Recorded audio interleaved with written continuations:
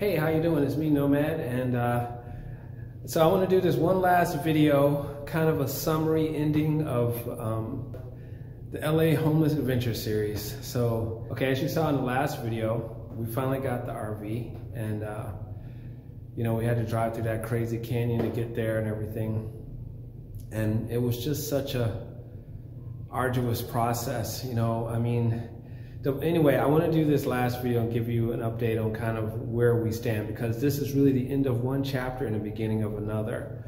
And it was a major turning point for us. I mean, maybe you saw in my last addendum video, I said getting that money was, you know, I got $10,000 in income tax returns. That was a major turning point because it allowed us to buy the RV and survive while we got it. But the thing is, up until that point, like, things were so rough, you know? So getting this RV, everything changed. I mean, it wasn't easy, but it was better. I went from a disempowered state to an empowered state, you know? So just to sum up my journey up until that point, which you can see in the video called My Story. Basically what happened, how we ended up in this situation was that a couple years earlier, we had left Seattle right at the end of the housing downturn. So the prices were starting to come up. Basically, I left my apartment and I couldn't get another one. And the rents were just jumping up, like, you know, from 2008 to 2012, prices were going down. Then around 2013, 14-ish, they just started coming back up. And like, so we go look for an apartment and be like 3 other families there looking for the same apartment. And the landlords were like, oh, you gotta have perfect credit, first, last deposit. I mean, I looked for this one bed house in West Seattle near my kid's school, and they wanted $10,000 down. It was craziness, you know? So we ended up, you know, in a Comfort Inn and Suites in the north side of Seattle, and it was basically like a little 1-bedroom. It had a kitchen, bedroom, living room, dining room. I mean, it's 6 of us, so it was me, my wife, and my 4 kids, and we were able to all fit in there and function. And then I could go downstairs and I could do my computer work, and you know, it was great. But it ended up costing $80 a day, and it was just racking up this huge bill. I was bringing in the money, but it was going right out for that rent, and it was getting really hard to save for an apartment. My money was just slowly draining, you know, because my clients, sometimes they pay, sometimes they don't pay, you know. Anyway, I remember sitting outside one day and I saw an RV, and this couple came out with a dog, and it was parked right across from the hotel, and I thought, that's a good idea. And man, I'm telling you, in that moment, I should have done that. I should have bought an RV and then come to California. But, you know, I thought, oh, if we run into trouble, I'll do it there. I could at least have gotten a trailer, right? Anyway, we get to California, we get to San Diego, my business goes kaput, you know, and then we just get caught up in all these hotels and Airbnbs and these greedy landlords, and just people just mean, right? And our situation is deteriorating. So then after 9 months in San Diego, we decided to try our bet in LA, because first of all, there's no economy in San Diego. I'm gonna do a video on San Diego one day. There's just like military, students, retirees, and hospitality. Like, so if you're not part of that, like, there's no economy, right? There's a ton of hotels though. Anyway, so we decided to go to LA because my mother, my wife's mom lives there, and you know, she has some relatives. Problem with LA, everyone's struggling. Everyone in my wife's family is struggling. My mother-in-law was bouncing from, even though she got retirement income, she was bouncing around, right? From landlords taking advantage of her. And anyway, I had a cousin who had a kid. Basically, we got to LA and everyone was struggling just as much. So we decided to, you know, join forces. I joined forces with my cousin and her son and my mother-in-law. So it was like 9 of us at one point, thinking that somehow we could pool our resources. Well, that didn't help because, you know, basically then the landlords were like, oh, you got to get a bigger place. Oh, a bigger place is more money. Oh, we need first, last. It just, so again, you know, this cycle begins. And anyway, you can watch my other videos about that. I don't want to go into the story too much. Suffice it to say, I was bouncing around from you know, Airbnbs, hotels, long-term stays. And the way it all just reached a fever pitch when my situation financially was just going worse and worse and worse. I mean, this city, LA, will eat you alive. Do not come here unless you're making over $100,000 a year. If you have a family, you need to have, you and your spouse need to be making you need to be making a combined income of 200,000. If you're a single person, either plan to live rough or you need to be making 100,000. Like, there's no in between, really. You'll get stuck here. So anyway, I had some film projects I wanted to work on. I thought, oh, you know, LA is a world-class city, you know, something can happen there, you know. So we decided to leave San Diego, come to LA.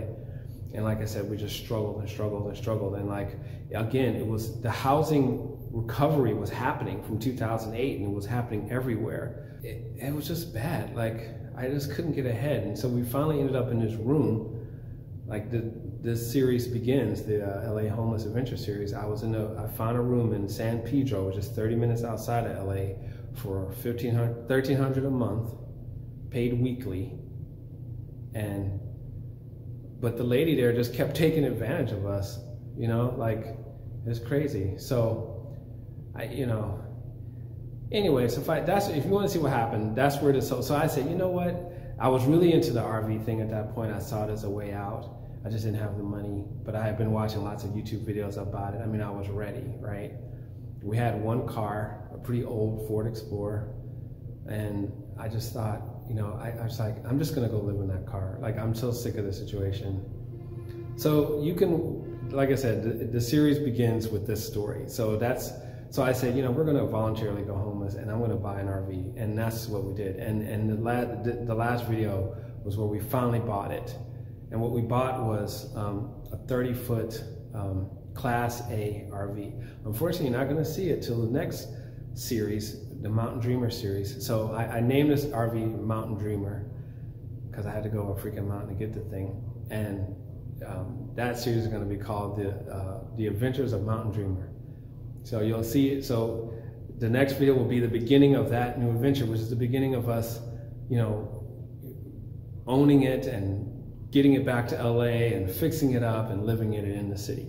So if you're in this situation, you know, where you're struggling with rent or whatever, and you know, a similar situation as us, and you want to escape, you can see kind of what we had to go through to escape. And it was a good escape, you know. I mean, you give up one set of problems for another set of problems, you know, instead of worrying about where you're going to get the rent every month, if that's a worry for you.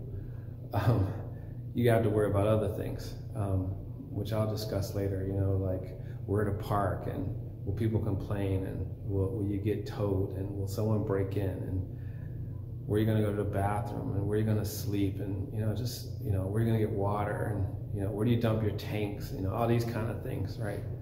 So anyway, but, you know, it was a major turning point in the sense that, like, I went from a disempowered state to an empowered state. Even with those problems, I was dealing with problems more from a place of empowerment, because I owned my situation and controlled it fully. Versus the landlord thing, I mean, people could just, you know, randomly do whatever they want with you. They could just raise the rent randomly, they could kick you out randomly, like all kinds of stuff can happen. I'll tell you the story about how I got it. So I had some money, it was dwindling, but I had some in the bank, and I was looking on Craigslist. And so I'm gonna tell you my trick for finding a cheap RV. I'm gonna do a video called how to buy an RV really, really cheap. But I'm gonna give you a quick synopsis here. So the trick is, I mean, I had already looked, I've been looking on Craigslist. I had my first RV, the ugly green thing, I bought on Craigslist, and it was a complete disaster. And you can see that series here if you're interested. And I went to a tow yard because some guy recommended that, and that was a whole nother set of problems, you know. You can see that video here. But I realized this is a trick. So what you do is you have your money, I call it patient money. You know, hopefully you're in a situation where you have a little time. In my case, I was at my mother-in-law's and I had 6 days, because that's how long we could stay there. And I was just like browsing. The trick with Craigslist is you wanna, don't feel like as soon as you get on Craigslist, you gotta buy what's there. Because what will happen is, if you can be patient, a deal will appear. Because there's all kinds of people around that have, like, maybe they just inherited some land and there's an RV on it. Maybe they just bought some land and there's an RV on it. Maybe their parents passed away or someone passed away in the family and they had an old RV sitting around. Who knows? But they want to get rid of it fast. And when people want to get rid of it fast, what they do is they just put a low price because they want it gone now. They want someone to buy now. They don't want to wait a week and months trying to get the perfect price. They just want to get some money for it and go. That's what you want to wait for. And so you're just looking. And a good app to look with is an app called Craigslist Plus. I'll put the link in the description. It's like Craigslist. It's an app, but it works with Craigslist, but it has much better features. So it helps you do searches, save your searches. You can search multiple cities at once, blah, blah, blah. You can filter out garbage, you know, blah, blah, blah. But anyway, the major trick, though, with Craigslist is that, and by the way, I did a video called How to Buy a Sailboat Really, Really Cheap. And here's the links in the description. Here's the link also. It's similar technique as in that one. But the main heart of the technique is that you search out, you put 200 miles. So in the search filter, it'll say like range, and you put the zip code that you're at and then 200 miles out. The reason you want to do that is because normally when you search Craigslist, it's only going to show you stuff within like 30 miles or so that's near you, right? It's not going to show you stuff out in the country, right? And then the people out in the country are having the same problem in the sense that no one's finding their stuff. There's no people out in the country, so they're not getting, there's no interest, right? So they have a really hard time selling stuff, so they have to lower their price, you know? So the way you counter this is you put 200 miles from the zip code, and then you find all the stuff out in the country. And so that's what I did. I put 200 miles from my zip code, and I'm looking, and then the other thing is you just wait until a deal pops up. And when these deals pop up, you have to act fast, because the reason they put it there was because they wanted to sell it fast. And if you don't act fast, someone else will get it. So you'll see something, and it helps to just look and you know, get a sense of what you're looking for, so that when you see a deal, you'll know the value, right? So if you've been looking at Type A's, RVs, and you know that you want one maybe 1990-ish, and you see that most 1990 RVs are going for 5,000 to 10,000, you know, or so, and then all of a sudden you see one for 3,000, you know, or 2,000, then you know it's a good deal or a scam, right? So I'm sitting there, and then all of a sudden this really nice looking Type A RV, and by the way, if you don't know, again, Type A are these kind bus-like RVs. They look like buses, kind of the big ones. Pops up and it looks pretty decent. I was like, this is going for $1,300? It was for $1,300. And I was like, this has got to be a scam. So just for fun, I just texted them. I said, is this really $1,300? And she texted back and she was like, yeah, it is. Call me and I'll give you a tour. And so I called her and she gave me a tour of it on Facebook Messenger, which is a good technique, by the way. That way you don't have to drive out there. You can get an initial tour to see if it's even something you want, right? And so when she did that tour, I was like, I'm coming right now. And this was probably about 10 o'clock that day. I don't remember what day it was, but it was like 10 in the morning. I'm like, I'm coming right now.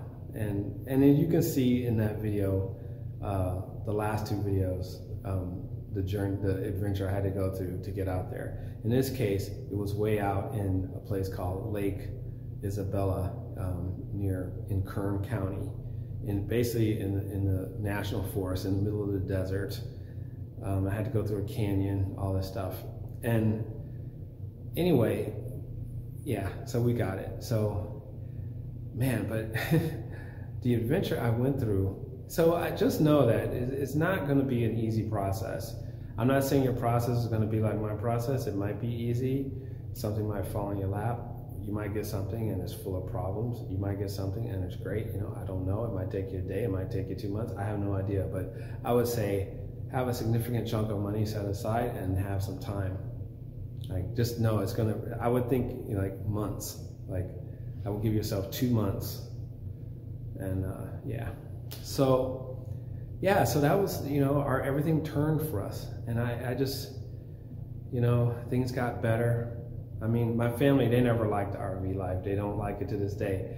But I know, as the main provider, that it was a turning point for us, because now the money math works better.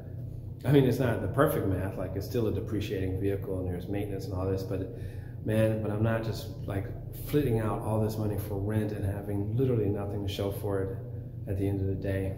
And I learned a lot, you know, or I'm learning a lot. So yeah,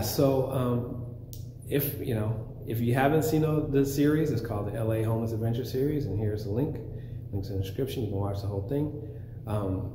If you want to see the beginning of the Adventures of Mountain Dreamer, then stay tuned, because they're coming up. I'm really behind in the videos, so I'm behind a lot. And so when you see the Mountain Dreamer videos, they are not current, okay? But I'm still going to put them out there. I think there's a lot of good info for people. And yeah, let me see. So that's it. That's the end of a chapter in our lives and the beginning of a good one. And you know, the lifestyle is not for everyone, but I was just so fed up with just being what do you call it, like not a victim, but I don't know, just a cannon fodder for landlords and their passive income schemes, you know, and their business plans. It's like people like us, and we're just supposed to be feeding them all this money so they can, you know, make all this money. And it's just crazy. God, like, I can't stand it. So anyway, I have my freedom now, thank God. It's not without its hassles. Like I said, again, it's not like the perfect thing, but it's definitely, you feel like it's the beginning of something good. So that's it. Thank you for coming this far. Thank you for following our journey. I hope some of the info I gave is helpful to people out there that are thinking about breaking free of the rent system. I mean, if you can live in an RV in LA, you can live in an RV anywhere, really. LA has got to be like the worst place to ever have an RV, save maybe New York. I mean, oh my God, don't get me started on that one. All right, that's it. I'll see you later.